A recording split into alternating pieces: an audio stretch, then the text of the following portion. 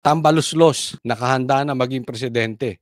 Sa motion for reconsideration na inihain ng Kamara sa Korte Suprema kaninang hapon, hinihiling nitong baligtarin ng kataas-taasang hukuman ang desisyong labag sa konstitusyon, ang Articles of Impeachment laban kay Vice President Sara Duterte. Pinababasura rin ang mga petisyon kontra impeachment. Ang Office of the Solicitor General ang tumatayong abogado ng Kamara. This is not...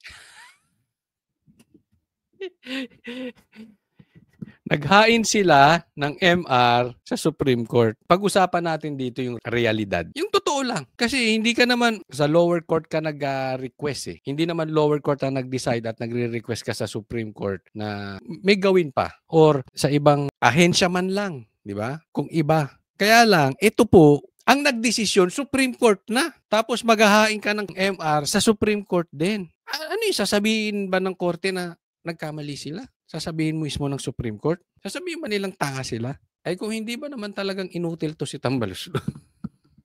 But anyway, kasi kita naman natin, kababayan. Siguro, hindi naman siguro ganyang kabobo si Tamba. Alam na nga niya na wala siyang kapag-asa. Even maging senador, walang pag-asa to eh. All the more presidente. No? So, alam niya yun. But still, tinutuloy niya pa rin yung laban. Alam niya talo siya. Hindi ko alam kung talagang sobrang kapal ng mukha nitong si Tambaluslos or talagang may tamang utak. No? Kasi paano ba malalaman ng isang tao pag may tamang utak? Wala na sa realidad yung kanilang iniisip. Di ba? Ito'y alam niya. Siguro kung ito'y may anak at even asawa niya, alam siguro na wala siyang kalaban-laban kay Sara. Not even close. Not even 10% na makukuha ng boto ni BP Sara ay mapupunta kay Tambaluslos. Ganun siya walang pakiramdam? Ganun kalakas ang fighting spirit niya? Or, gaya ng nangyari before, nasabi nga nila, gumagamit ito ng pera or gumagamit ng pananakot. Hindi natin alam. Totoo ba yun, Tambaluslos? Pero, kitang-kita po natin ngayon na nangyayari ginagawa niya sa Supreme Court. Nag-decide na Supreme Court, doon sila maghahain. Di ba? So, dyan palang kita mo na hindi ko mo-connect sa realidad dito. Ang pag-iisip ni Tambaluslos, wala sa realidad. He is living in a fairy tale world. Ganyan po siya. Ngayon, tingnan mo umasta. Sa mga pagdidiwang ng mga men in uniform, nandoon siya. Astang presidente. Ito pa ganyan, no? Yung mga astang ganito ni Tambaluslos, talaga kinain yung utak ng evil. Yung siguro may binubulong sa kanya tapos hindi siya marunong mag-process. Ay, Tambaluslos, kaya mo yan. Magiging presidente ka. Ipagpatuloy mo yan. Ito ang makukuha mo. Ito ang kapangyarihan mo. Ito ang iyo. Baka gano'n. Baka lang. Tapos siya, ay, oo. Kaya yan. Umasta ka lang, presidente. Ito na, astang presidente. Handa na maging presidente. Pambira. Parang nakakain ng lason. Alam mo yung, hindi ko sinasabing hindi ko siya pinagbibintangan. Pero alam mo yung naka-cocaine. Yung nasa happy place lagi, wala na sa realidad. Ganon. Parang addict. Hindi ko sinasabing addict. Parang nag-hallucinate. Parang may naririnig na bulong tapos nakikinig naman siya at sunod-sunuran siya sa bulong. Ayaw. Kaya ko yun si Pipi Sara. Kaya ko yun. Magiging presidente ko. An act of defiance. It is an act of duty. We do not challenge the authority of the court. We seek only to preserve the rightful role of the House, the voice of the people, in the process of accountability. Pagdidiin pa ni The voice of the people in the The process of accountability. The process of accountability. The voice of the people. Nadidinig mo ba talaga boses ng taong bayan? Kung nakikinig ka ng boses ng taong bayan, ayaw nila sa'yo. Sino lang ang may gusto sa'yo? Yang 200 na aso mo dyan sa Congress. Pero hindi ka pa rin gusto niyan. Gagalaw ba yan kung wala? Walang ganon? Atik-ating? Sinusundan ko lang yung sinabi ni Chanko. Kaya hindi kayo nakapagpapirma no first complaint, second complaint, third complaint. Hindi kayo naglabas ng pera. At kaya gumalaw yung pirma nung fourth complaint dahil sa pera. Sinabi ni Chanko yan, ba't ninyo pa imbestigahan? So walang may gusto sa'yo, Tamba. Ni wala kang leadership. Ni wala kang influence apart from money. Try mo ulit sa February, magpa-impeachment kayo ulit. Huwag kayong maglabas ng pera sa ngalan ng pondo. Tingnan ko kung may pumirma. Baka ang pumirma niyan yung mga kaliwat kanan. Komunist. Pa ni Speaker Martin Romualdez, malinaw sa konstitusyon na ang Kamara ang eksklusibong may kapangyarihang mag-initiate ng impeachment. Yun, sabi niya, ang Kamara of the Soul, sila lang ang may karapatan na mag-initiate ng impeachment. Tama! Wala naman sinabing Supreme Court may karapatan kami mag-initiate ng impeachment. Tanga! Wala naman silang sinabing ganun eh. Ang sinabi nila, yung isinampan yung impeachment, unconstitutional. Hindi nyo ba naiintindihan? Void ab initio. Void from the beginning. Bakit? Mali ang proseso. Pag mali ang proseso, walang due process. Bigyan ko kayo ng halimbawa. Ito, simple lang to eh. Tanong mo sa abogado mo, this is first year consti. Alam nila. First year, sa criminal case din, tingnan mo. Halimbawa, yung tao, addict. Halimbawa na lang. Yung tao magnanakaw. Tapos, after 6 months, may nagsumbong sa pulis. Merong droga yan sa loob. Merong ninakaw yan sa akin. Tingnan ninyo. Pasukin nyo yung bahay. Pinasok yung bahay ng mga pulis. Hindi kumuha ng search warrant. Nakita yung droga. Nakita yung ninakaw. Tapos, tatanggapin ba ng korte yun? Simple yan. First year yan. Pinag-aaralan. Tanong mo sa abogado mo. Hindi tatanggapin ng korte yun. Hindi po tayo nagsasabing tayo abogado. Pero yan ay naikakwento. Yan naman ay talagang dati nang nangyayari. Hindi po tatanggapin yung ebidensya na galing sa illegal. Kasi hindi ka pwede, basta na lang papasok sa bahay, kahit pulis ka pa, kahit totoo yung sumbong sa'yo, nang hindi ka kumukuha ng search warrant. Unless kakayari lang, kunwari nag-snatch, ayan, pwede mo habulin. Pero after, doon sa example ko, 6 months na, tapos pinasok mo, kahit totoong snatcher siya, kahit totoong addict siya. Bakit? Alam mo kung bakit, tambalaslos? Makinig ka. Tanong mo to sa abogado. Kasi, ang pinoprotektahan ng batas dito, yung fishing expedition. Pangalawa, yung due process. Kasi kung hindi natin poprotektahan yung due process, maaabuso ito ng nasa kapangyarihan. Gets nyo? Hindi ini-issue rito, hindi totoo eh. Nakita, may nanakaw eh. May droga talaga eh. Hindi yun ang issue. Ang issue dito, nakuha nyo ng mali. Pag nakuha nyo ng mali yung ebidensya, hindi acceptable sa korte. Tama or tamang-tama. Ganon din po dito. Hindi naman sinabi nung Supreme Court na guilty si Sara o hindi guilty si Sara. Pero yung proseso nyo mali. Hindi natin pwedeng tanggapin. Kaya nga may korte. Kaya tayo may batas. Maliwanag ba? Simpleng-simple. Nanindigan ng Kamara na sinunod lang nito ang konstitusyon at ang mga nagdaang desisyon ng Korte Suprema sa pag-impeach kay Vice President Sara Duterte. Nakasaad sa motion na iisang impeachment lang ang initiated laban sa bise at hindi 4. On February 5, 2025, the House transmitted the 4th impeachment complaint. Yan, ang issue nila, hindi naman 4, isa lang eh. Isa lang ang sinubmit sa Senado. Exactly. Dapat, pag may nag-file ng complaint, gagalawin na. Tapos, dadalhin sa'yo sa opisina mo. Aaksyonan nyo. Yun nga, kaya nga unconstitutional eh. Dahil hindi nyo ginalaw. Dahil hindi nyo pinagalaw, hindi nyo inaksyonan.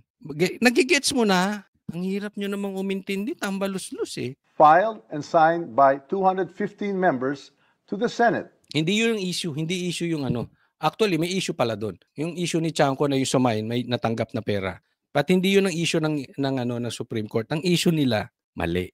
So hindi natin paboran, hindi pwedeng paboran ng korte o ng batas ang isang pagkakamali dahil magagamit ito ng nasa kapangyarihan abusuhin yung kanilang power.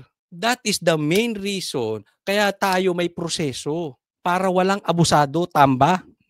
Naiintindihan mo yun, tamba? Nagigilo ko sa picture. Naiintindihan mo yun? Para walang abusado na nasa kapangyarihan. Only after this transmittal did we archive the earlier 3 complaints. The sequence matters. It proves there was only one valid initiation, not 4. Iginiit din ng Kamara na walang nakasaad sa konstitusyon na kailangang pasagutin ng Kamara si Vice President Duterte bago i-transmit ang Articles of Impeachment sa Senado. Sa impeachment trial, anya, dapat sagutin ng bise ang mga alegasyon tulad sa mga nakaraang impeachment. In all past impeachments, the trial and the right to be heard take place in the Senate. Ako pagka pinapakinggan ko to sila Tambaluslos, pagpapakinggan mo pagpapakinggan mo to si Tambaluslos, parang pinapakinggan mo si Claire. Yung parang, si Claire, pag pinakinggan mo, parang ang linis-linis. Ang linis-linis ni Bongbong Marcos. Walang kasalanang nagawa sa balat ng Pilipinas. Parang siya ang pinakamagaling na presidente. Ito rin naman si Tamba. Pag pinakinggan mo siya, pag gullible ka, wow, concerned siya sa taong bayan. Ang linis niya. Wala siyang korupsyon, wala siyang nilagyan para pumirma, wala siyang kickback sa ayuda, wala siyang motibo kung hindi pagsilbihan ng taong bayan, hindi nila minanipulate yung pagiging third seat ng kanyang asawa, yung mga ganun. Parang ang linis, no? Ang linis. To invent new rules now and apply them retroactively is not just unfair, it is constitutionally suspect. Ayon sa Speaker, impeachable officials din ang mga mahistrado ng Korte Suprema at nang nagpataw ang mga ito ng bagong patakaran sa impeachment ni Vice President Duterte, tila naglagay rin ang Korte ng kondisyon para protektahan ang sarili nila. It puts itself in the dangerous position of writing conditions that may shield itself from future accountability. Yo, parang pinag-ano kayo, tinatakot kayo, Supreme Court. Hoy, kayo, Supreme Court. Impeachable din kayo. Pag kami naghain dito ng impeachment, yari kayo. So better act on this MR or you will be impeached. Parang ganun ang pinapalabas nito si Tamba. Tinatakot kayo, Korte? Tinatakot kayo, Supreme Court, ni Tambaluslos? Papayag kayo noon? Hindi nire-respeto ang separation of powers? Hindi nire-respeto yung pagka-Supreme Court nyo? May pananakot na kasama?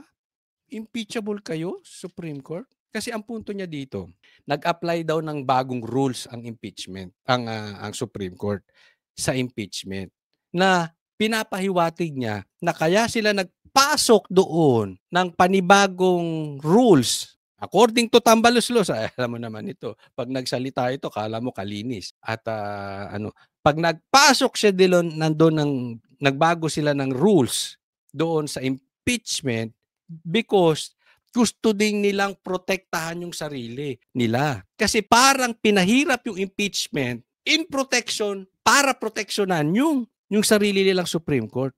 Hindi lang kayo tinatakot, Supreme Court. Papayag kayo noon. Hindi lang kayo tinatakot na i-impeach kayo ni Tambaluslos. Pinagbibintangan pa kayo na self-serving kayo, Supreme Court. Kaya kayo nagdesisyon ng ganito dahil may personal agenda kayo, Supreme Court. Para sa inyo to. Swapang kayo, impeach Supreme Court. Hindi ako may sabi nun. Siya, parang ganun sinasabi niya.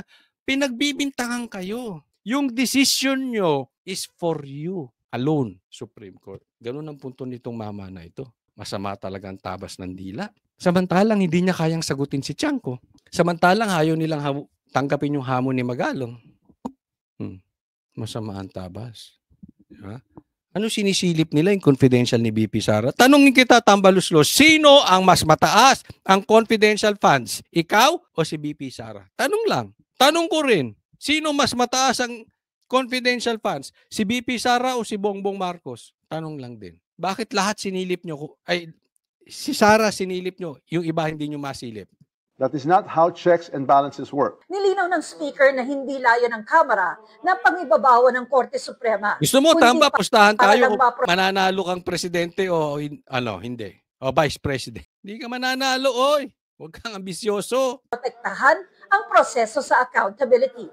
Because if impeachments can be blocked by misunderstood facts or rules made after the fact, then accountability is not upheld, it is denied. Maging ang Philippine Constitution Association, hiniling sa Korte Suprema na i-review ang facts o impormasyong pinagbasehan nito ng desisyon. Ayon sa grupo, sinubukan ng Korte Suprema na alamin ang facts sa kaso, gayong ang trabaho nito ay i-interpret ang batas. Ano ang ginawa ng Supreme Court? In-interpret yung batas. In-interpret nila kung tama ba yung 4 na complaint.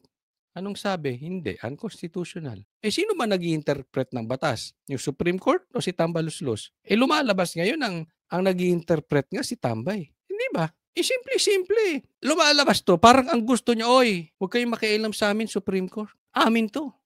O sino nag-i-interpret ng batas? Supreme Court o si Tambaluslos? Tamba rin ng PhilConsa sa 7 bagong patakarang ipinataw ng Korte Suprema sa Kamara sa impeachment na labag daw sa konstitusyon. Nirerespeto naman ng mga abogado ni VP Duterte ang mga panawagang ito, maging ang paghahain ng MR ng Kamara. Maghahain daw sila ng kanilang komento ukol dito sa tamang panahon. Para sa GMA Integrated News, Tina Pang. Alam mo, ito lang, simple lang naman yan. Ha? Alisin muna natin. Simple lang naman yan. Tambaluslos, pag busted, dapat tanggapin mo na yung katotohanan.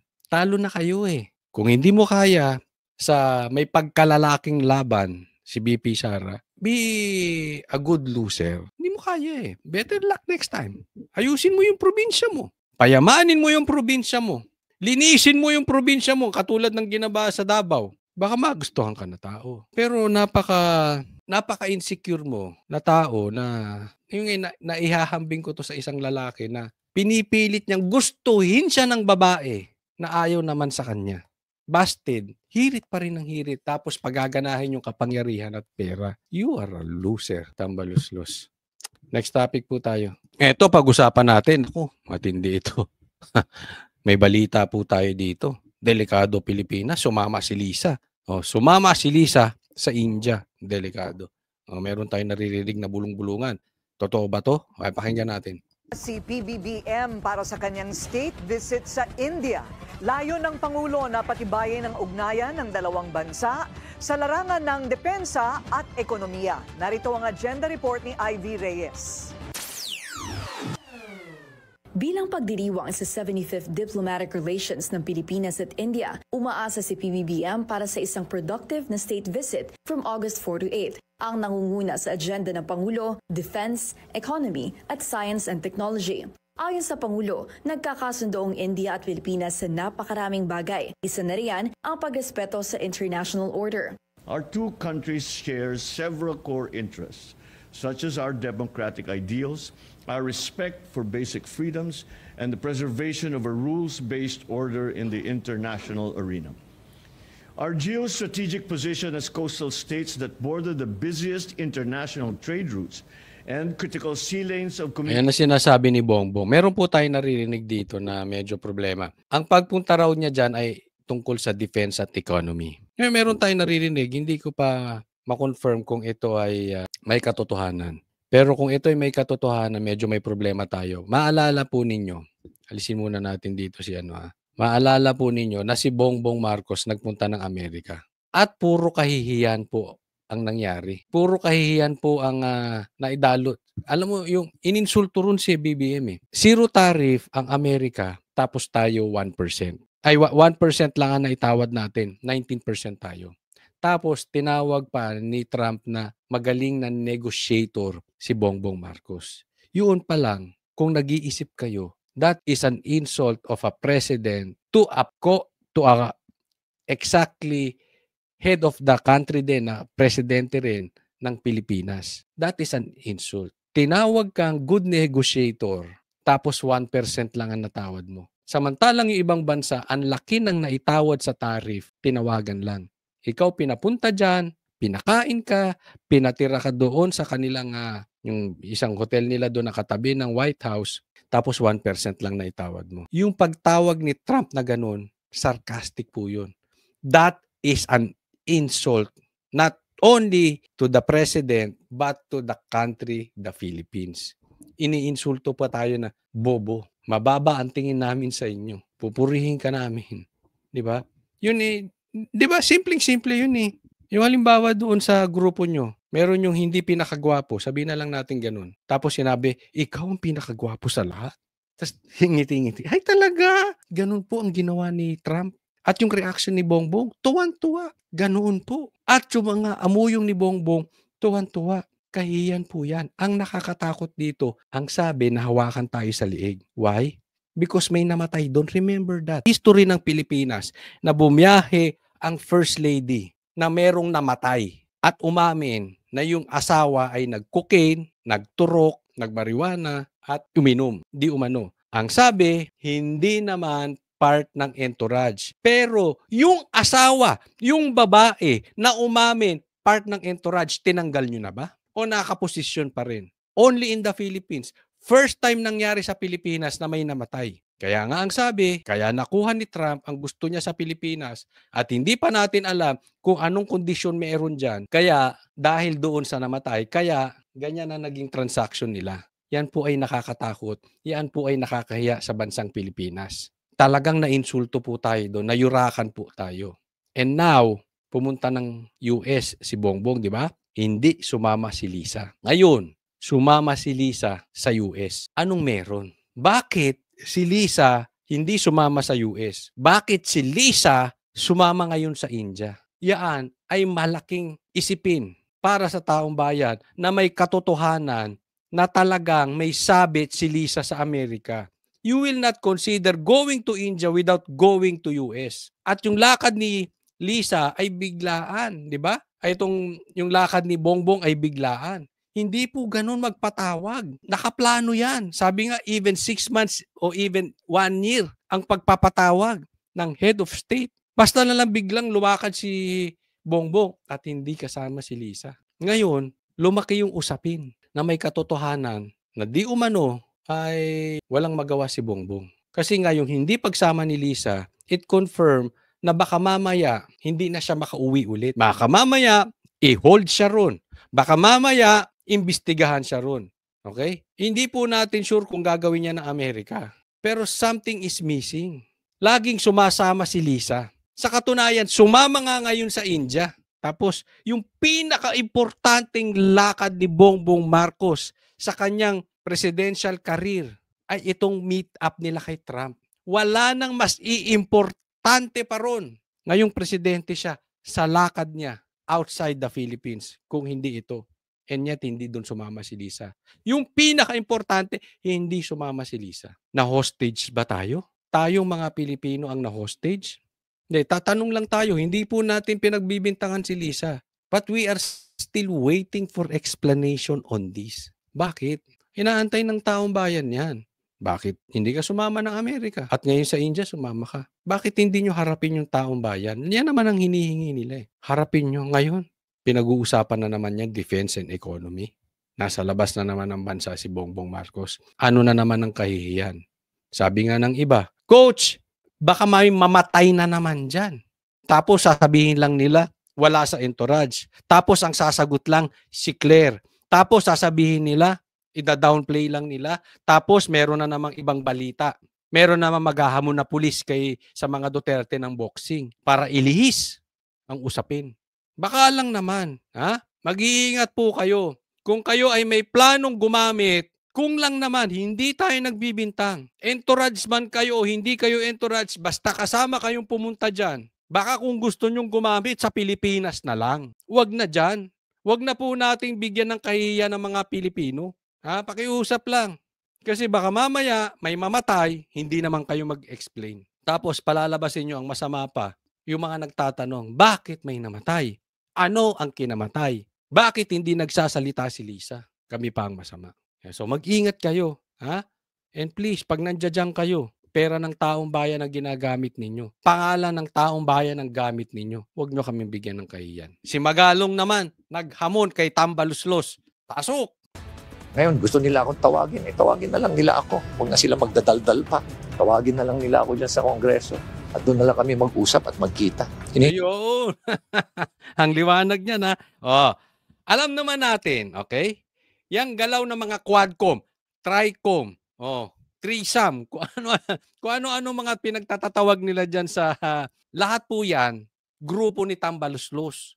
Kita mo, lahat na lang ng mga komkom dyan sa kamera, sinilip nila. Pero yung pagkakamali ni Tamba, hindi nila kayang silipin. Kaya nga yan ang bali-balita dyan. Kitang-kita mo na ang kulay, kitang-kita mo na kung sino yung mga tuta dyan ni Tamba.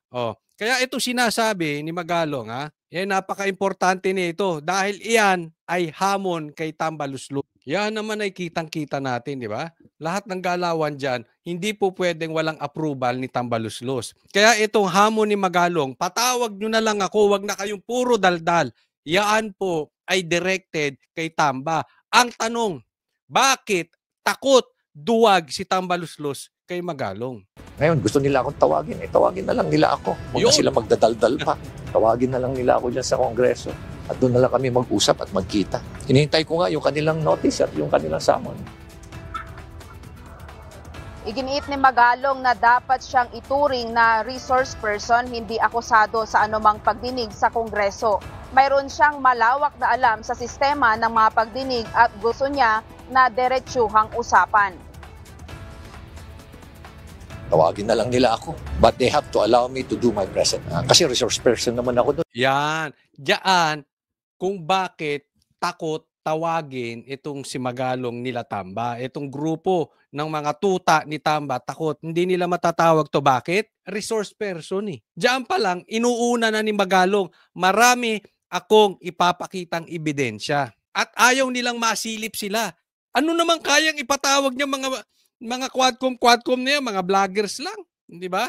Pero pag pagsasalitain mo na sila, duwag yan. Takot yan. Sip-sip kay Tambaluslos yan eh. Ang gusto lang ng mga congressman na yan, yung mga quadcom na yan, dahil sila lang ang magsasalita. Yung resource person, ginagawang parang convicted agad.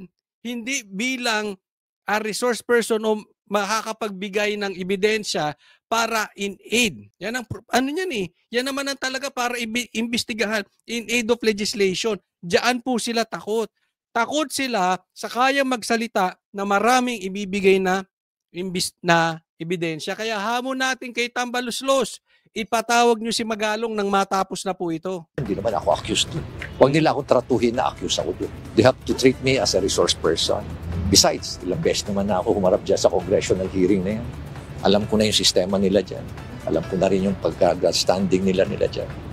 Basta importante lang, diretsuhan lang, usapan dyan.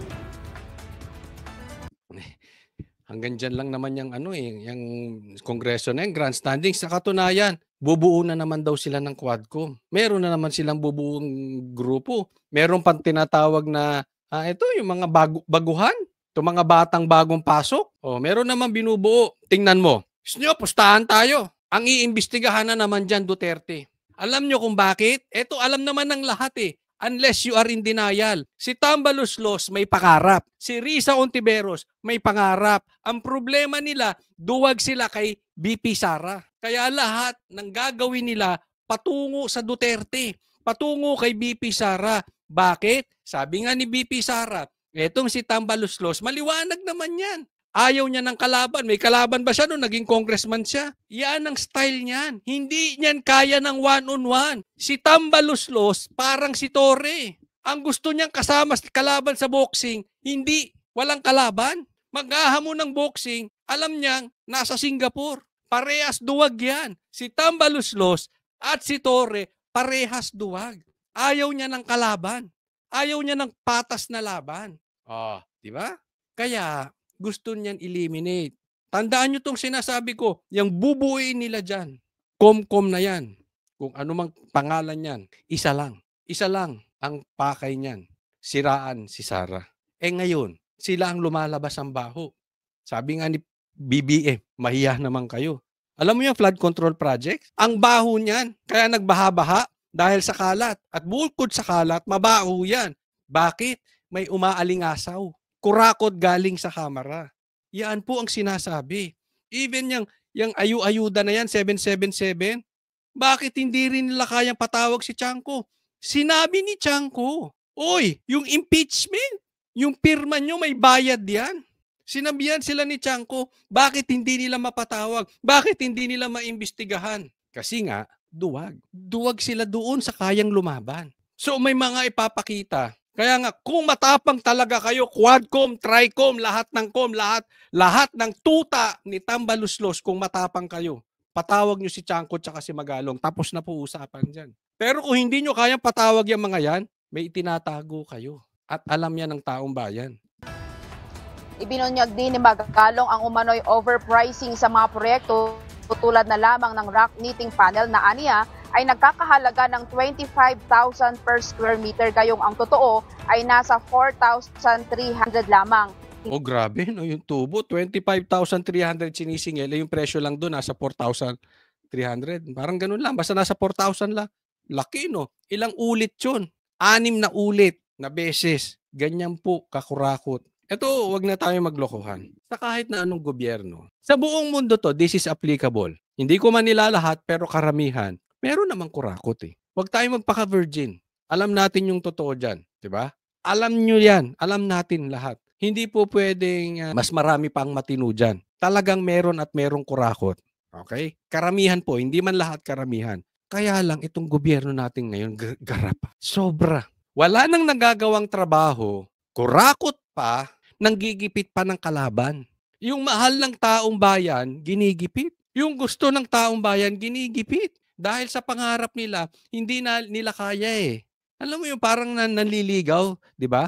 Maraming nanliligaw. Ang gusto ng babae yung isa. Anong ginagawa nung tipo nung babae? Anong ginagawa doon? Ginugulpi. Pinagkakaisahan. Bakit? Siya ang talagang mahal eh. Same thing dito. Ang totoong mahal ng taong bayan, ang Duterte. Si BP Sara kaya pinagtutulungan. Isa pa yan si Risa. Nagkuntsa-kuntsaban na nga yan eh. Nagsimula lang yung hearing, pumasok yun si Risa. At eto, may tanim witness. Yan po ay iimbestigahan. Di umano ang dinig natin ni Robin Padilla. So, saludo sa iyo Robin Padilla kung ito ay matutuloy. Dahil minsan, daig pa ng talagang matapang ang masipag. Daig pa ng matapang ang matalino. Daig pa ng matapang ang puro dakdak. Kung matutupad talaga ni Robin Padilla na imbestigahan to si Risa, ay, for Vice President, oy, tandaan niyo yung sinasabi ko sa inyo. Ha? Tandaan niyo yung sinasabi ko. Baka sabihin niyo, tsamba na naman ako, ha? Ha? Sabihin niyo, BP Sara, Robin, ay, nako. Hindi lang ito, kundi marami pang infra projects gaya ng flood control at sheet piles ang hinihinalang may daya sa presyo. Sa gitna ng kagustuhang mabigyan ng linaw ang mga kaso, handa ring pamunuan ni Mayor Magalong ang isang malawakang imbestigasyon. The contract alone at yung detailed unit price analysis, diyan mo na kaagad makikita. Ebidensya na yan, pero wala. Ayaw nilang tignan. At magkanta ka ng market survey. On the basis of that, makikita mo na kaagad. Prima facie, you can easily get it. Basta importante sa kanya, sila meron eh.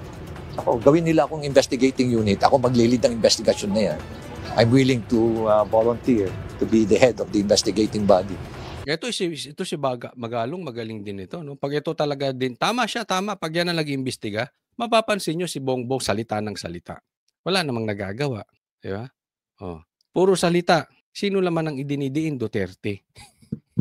Meron bang idinidiin si Tambaluslos? Meron bang dinidiin si Bongbong Marcos kung hindi Duterte? Pambihira, sila nga sagad-sagad ng kurakot. Pati nga yung nawawalang sa bungero, diretso kay PRRD. Basta, kasalanan na naman ng Duterte. Diyan sa flood control project. Basta, yatas nila sa akin. Ang balita ko po, mga kababayan, daming yumaman dyan sa flood control. Kasi hindi naman na tayo kailangan magpakatali-talino eh. Lagi nating titingnan, there are missing links. May bilyong project, may bilyong pondo, ginastusan ng bilyon, pero baha pa rin. Huwag na tayong maglokohan. Yan ay ginagawa niyong tanga mga Pilipino. At yan ang balita natin, ang daming kumita dyan. Ang tanong, Tambaluslos, totoo ba? Bakit tayo nagkabaha-baha, Tambaluslos? Totoo ba na maraming kumita dyan sa hanay ninyo? Tayo nagtatanong lang. Ngayon, kung walang kumita, bakit nagkaganyan-ganyan? Ang balita ko nasa hanay nyo. Ang problema dyan. Hindi ko alam kung nagkakaturuan na lang kayo. Pero datingan sindikato Tingnan nyo po, pinagmalaki ng presidente. Tapos baha. Ako, sa tingin ko lang, hindi rin natin pwedeng tawaran ng presidente rito na wala siyang pagkakamali. Damay-damay kayo lahat dyan. Directly or indirectly, may kasalanan man o walang kasalanan ng si BBM, kasalanan pa rin niya. Because ikaw nagmalaki. So dapat you make sure na alam mo na nga bilyon-bilyon ang flood control projects. Dapat yan, being the president, be a leader. Pare-parehas kayong walang ginawa Sino nagsasapir? taong bayan. May baha pa rin. Yung PNP at yung mga ibang investigative agency like NBI. Ela, upang mawakasan ang pagdududa at pagsisisihan, handa rin si Magalong na pamunuan ang investigasyon kung bibigyan siya ng otoridad na gawin ito. Yan muna ang Alam mo, malabo yan. Hindi siya bibigyan ng karapatan mag-imbestiga. Ako, sa tingin ko, marami sa mga tropa ni Tambaluslos sasabit talaga dyan. Alam nila, hindi nila kayang kontrolin si Magalong, so hindi nila papayagan yan.